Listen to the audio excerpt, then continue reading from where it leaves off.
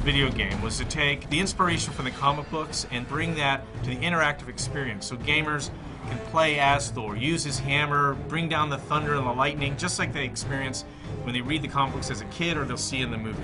He is the god of thunder. We really want to express the power that he has as a superhero.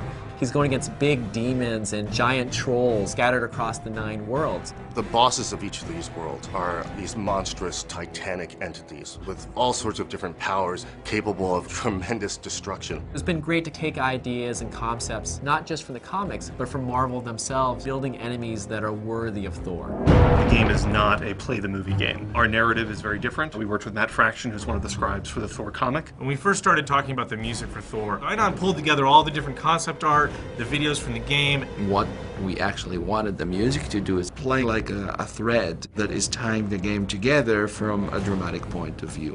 What Idon has done is really bring each world to life and make them feel distinct, but at the same time part of a greater whole. Music is always the emotional dimension. The Thor game is a real opportunity for gamers to finally get a chance to have a dedicated experience where they can play as Thor the entire way through and really get that sense again of being a god. The main part of the game is your melee combat. Using your hammer, he has many different combos, and then you also have your god powers. We work the god powers into the combos. He's got thunder, he's got wind moves, which are kind of his people mover, and then lightning, which is obviously one of the key iconic things about Thor.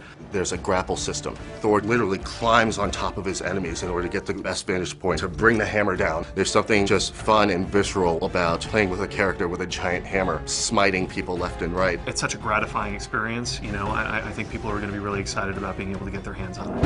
One of the key things to think about in terms of Thor God of Thunder for the Wii is it's not a port of the next-gen game. It is its own unique game. I don't think the Wii has ever had this kind of title on it before. It's much more action-driven. I want the player to be able to take away the feeling that they were able to wield the power of Thor. A young gamer can just enjoy swinging the Wii remote around, breaking things, and then a more hardcore gamer will be really impressed with the depth of the combat and the depth of the player progression. We've got a few unique levels that don't appear in the next-gen game. We've got our own unique flying levels, which are an entirely different form of gameplay. We feel that you get a better game out of building a project from the ground up rather than bringing it over from a different system. It's given us the opportunity to have unique characters, unique flight levels, and a completely unique ending to the game that features a new experience that you wouldn't get on any of the other consoles.